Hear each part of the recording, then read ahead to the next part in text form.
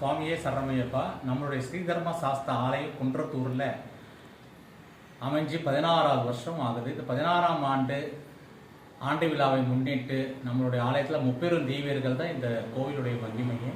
முப்பெரும் தெய்வீர்கள் உலகத்திலேயே இங்கே தான் திருமண கோலத்தில் அருள்பாலிக்கிறாங்க.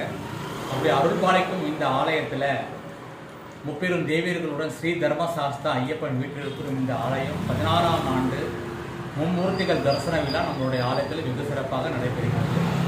ஆகஸ்ட் 23ஆம் தேதி ஞாயிற்றுக்கிழமை மாலை 6 மணி அளவில் மும்மூர்த்திகள் திருமண கோலத்தில் நமக்கு வருடாந்திர பூஜைக்கு தரிசனம் தராங்க.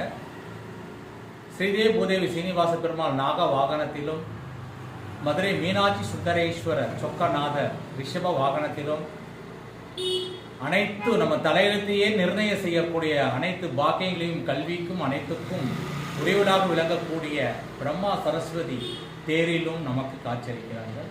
மும்மூர்த்திகளை ஒரே நேரத்தில் திருமணத்தை பார்க்கக்கூடிய ஆலயம் இதே ஒரே ஆலயம் இந்த ஸ்ரீ தர்மசாஸ்திர ஆலயம் தான் இருக்கும். இந்த ஆலயத்தில் இப்படிப்பட்ட ஒரு மகிமையுடன் அனைத்து பூஜைகள் புரஸ்காரங்கள் நடைபெறுகிறது. இந்த ஆலயத்தில் சுவாமிக்கு விசேஷமான பூஜைகள்லாம் இந்த ஆண்டு விழா நடைபெறுது.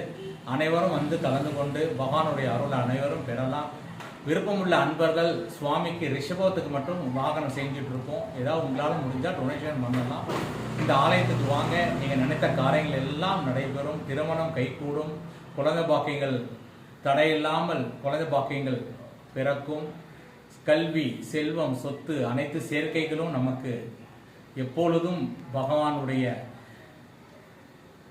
அனைத்து சௌபாக்கியங்களும் நிறைந்த ஒரு ஆலயம் இந்த ஸ்ரீதர்ம சாஸ்தா ஆலயம்.